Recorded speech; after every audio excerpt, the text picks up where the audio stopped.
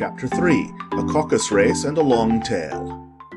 They were indeed a queer-looking party that assembled on the bank, the birds with draggled feathers, the animals with their fur clinging close to them, and all dripping wet, cross, and uncomfortable.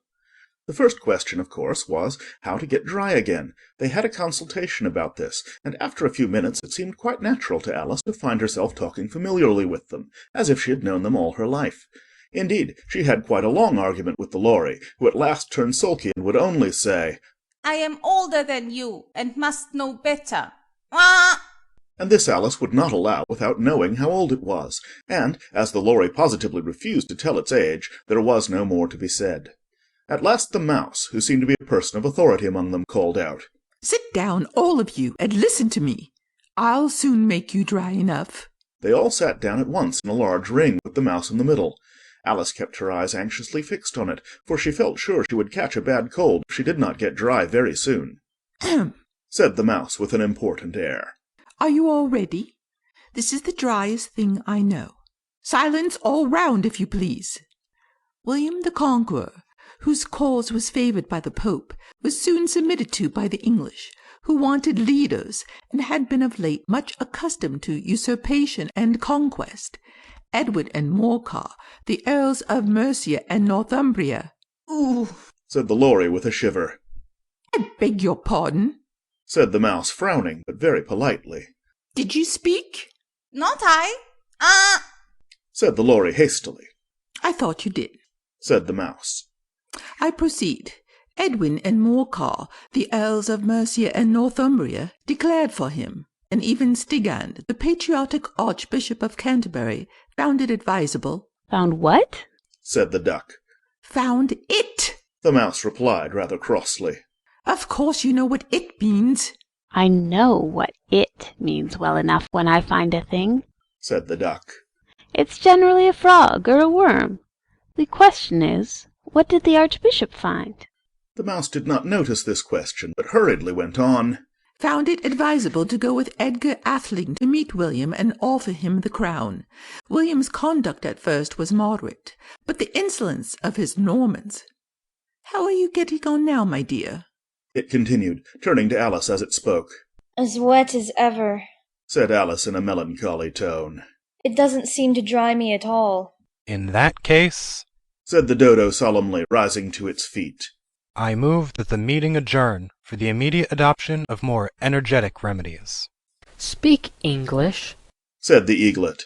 "I don't know the meaning of half those long words. And, what's more, I don't believe you do either."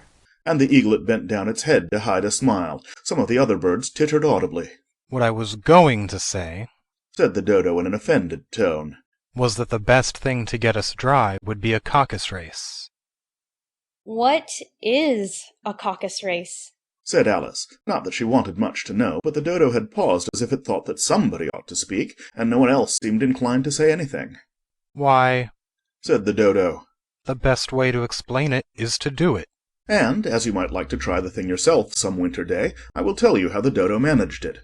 First it marked out a race course in a sort of circle. "The exact shape doesn't matter," it said, and then all the party were placed along the course here and there. There was no 1, 2, 3, and away, but they began running when they liked, and left off when they liked, so that it was not easy to know when the race was over. However, when they had been running half an hour or so, and were quite dry again, the Dodo suddenly called out, "The race is over." and they all crowded round it, panting and asking, But who has won? This question the Dodo could not answer without a great deal of thought, and it sat for a long time with one finger pressed upon its forehead, the position in which you usually see Shakespeare in the pictures of him, while the rest waited in silence. At last the Dodo said, "Everybody has won, and all must have prizes." But who is to give the prizes? Quite a chorus of voices asked. "Why, she, of course," said the Dodo, pointing to Alice with one finger, and the whole party at once crowded round her, calling out in a confused way, Prizes! Alice had no idea what to do, and in despair she put her hand in her pocket and pulled out a box of comfits. Luckily the salt water had not got into it, and handed them round as prizes. There was exactly one apiece all round. "But she must have a prize herself, you know," said the Mouse. "Of course." The Dodo replied very gravely. "What else have you got in your pocket?" he went on, turning to Alice. Only a thimble. Said Alice sadly. Hand it over here. Said the dodo. Then they all crowded round her once more, while the dodo solemnly presented the thimble, saying, We beg your acceptance of this elegant thimble. And when it had finished this short speech, they all cheered. Alice thought the whole thing very absurd, but they all looked so grave that she did not dare to laugh, and as she could not think of anything to say, she simply bowed and took the thimble, looking as solemn as she could. The next thing was to eat the comfits. This caused some noise and confusion, as the large birds complained that they could not taste theirs, and the small ones choked and had to be patted on the back. However, it was over at last, and they sat down again in a ring and begged the mouse to tell them something more. You promised to tell me your history, you know. Said Alice. And why it is you hate C and D. She added in a whisper, half afraid that it would be offended again. Mine is a long and sad tale, said the mouse, turning to Alice and sighing. It is a long tale, certainly, said Alice, looking down with wonder at the mouse's tail. But why do you call it sad? And she kept on puzzling about it while the mouse was speaking, so that her idea of the tale was something like this. Fury said to a mouse that he met in the house, Let us both go to law. I will prosecute you. Come, I'll take no denial. We must have a trial. For really, this morning I've nothing to do. Said the mouse to the cur, Such a trial, dear sir, with no jury or judge, would be wasting our breath. I'll be judge, I'll be jury, said cunning old Fury. I'll try the whole cause, and condemn you to death. You are not attending, said the mouse to Alice severely. What are you thinking of? I beg your pardon, said Alice very humbly. You had got to the fifth bend, I think. I had not, cried the mouse sharply and very angrily. A knot? said Alice, always ready to make herself useful and looking anxiously about her. Oh, do let me help to undo it. I shall do nothing of the sort, said the mouse, getting up and walking away. You insult me by talking such nonsense. I didn't mean it, pleaded poor Alice. But you're so easily offended, you know. The mouse only growled in reply. Oh! Please, come back and finish your story. Alice called after it, and the others all joined in chorus. Yes, please do. But the mouse only shook its head impatiently and walked a little quicker. What a pity it wouldn't stay. Ah! Sighed the Lory as soon as it was quite out of sight, and an old crab took the opportunity of saying to her daughter, Ah, my dear, let this be a lesson to you, never to lose your temper. Hold your tongue, Ma, said the young crab a little snappishly. You're enough to try the patience of an oyster. I wish I had our Dinah here. I know I do, said Alice aloud, addressing nobody in particular. She'd soon fetch it back. And who is Dinah, if I might venture to ask the question? Rah! said the Lory. Alice replied eagerly, for she was always ready to talk about her pet. Dinah's our cat, and she's such a capital one for catching mice you can't think. And, oh, I wish you could see her after the birds.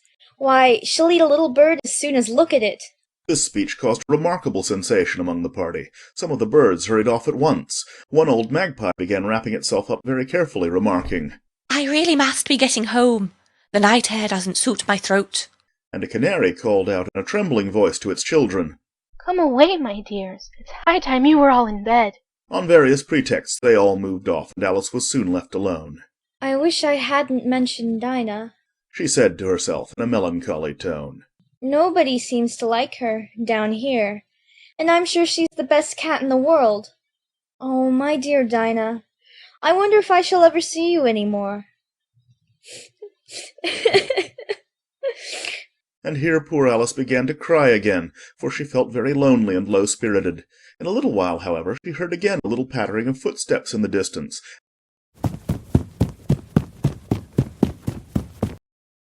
and she looked up eagerly, half hoping that the mouse had changed his mind, and was coming back to finish his story.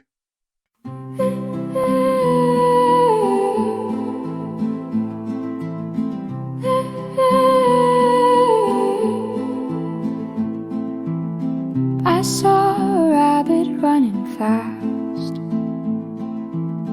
with a little coat and a golden glass. He said I'm late and ran away, so I followed him with without delay. Down, down, down the rabbit hole, into a land I can't control. Up is down and big is small. In Wonderland I've seen it all.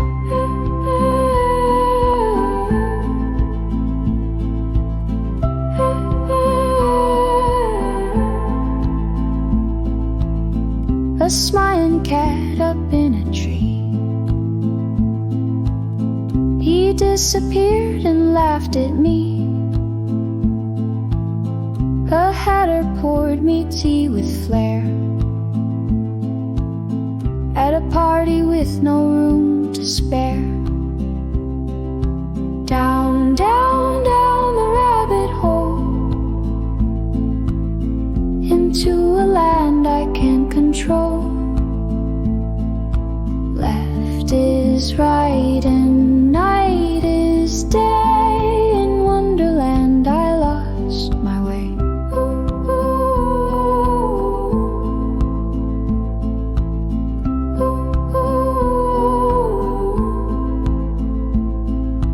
Cards that walk and flowers that talk. A queen who shouts off with her head. But I just smiled, took a breath and woke up safe back in my bed. Down, down, down the rabbit hole, dreams can take a heavy toll.